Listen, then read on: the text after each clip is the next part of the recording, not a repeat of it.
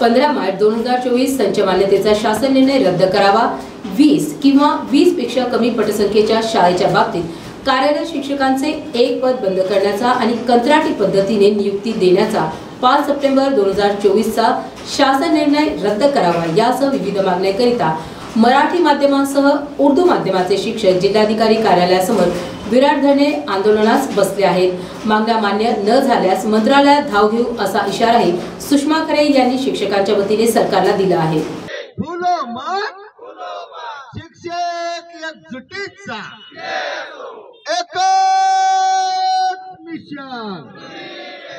आमचा हा प्लॅनिंग होतं की आता आपल्याला आंदोलन करावं लागेल, कारण सरकार हा दिवसेंदिवस वेगवेगळे नवीन जीआर आणून राहिले आणि आमचे शिक्षक आणि विद्यार्थी आमचे वाड्या वस्त्यावर आणि एकदम ज्यात राहतात गरिबीत राहिलेले विद्यार्थी जे आहेत तर त्या विद्यार्थ्यांना शिक्षणापासून दूर करण्याचा हा जो नया पायंडा आहे। आमच्या जे शाळा आहेत सर्व जिल्हा परिषदच्या ह्या शाळा सगळ्यांना प्रायव्हेट करायचे आहे, त्याच्यामुळे हा जो स्टंट आहे नवीन जीआर खाली आम्हाला म्हणजे दाबण्याची हे सुरू केली यांनी। तर त्यात जवळपास हा 15 मार्चचा जो जीआर आहे त्याची जी संच मान्यता आहे त्या संच मान्यतेत जवळपास 40,000 विद्यार्थी आणि 15,000 शिक्षक कमी होणार आहे। त्याच्यामुळे विद्यार्थ्यांचं आमच्या शिक्षकांचं तर झालं पण विद्यार्थ्यांचं शैक्षणिक नुकसान होणार आहे। तर ह्या मागणीला आमचा पूर्णतः विरोध आहे आणि सरकारला अंतिम इशारा काय निर्माणीचा?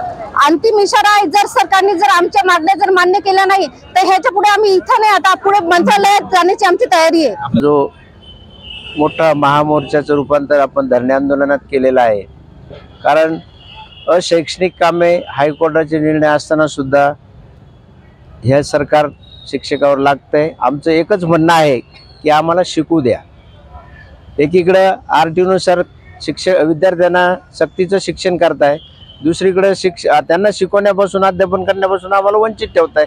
ही कामं ती कामं ऑनलाईन, म्हणजे शिक्षक हा सध्या ऑनलाईन झालेला आहे। हा ग्रुप तो ग्रुप, डेप्टी डायरेक्टरचा ग्रुप, विस्तार अधिकाऱ्याचा ग्रुप, शिक्षणाधिकाऱ्याचा ग्रुप, ADIचा ग्रुप, अशा प्रकारे शिक्षकांना फक्त कामात गुंतवून ठेवलेलं आहे। अध्यापनाच्या नावाने सध्या बोंबाबोंब आहे। म्हणून असं वाटत नाही का निवडणुकीच्या तोंडावर आपण विद्यार्थ्यांना वेठीस धरतायत? आम्ही वारंवार शासनाला ही मागणी केलेली आहे।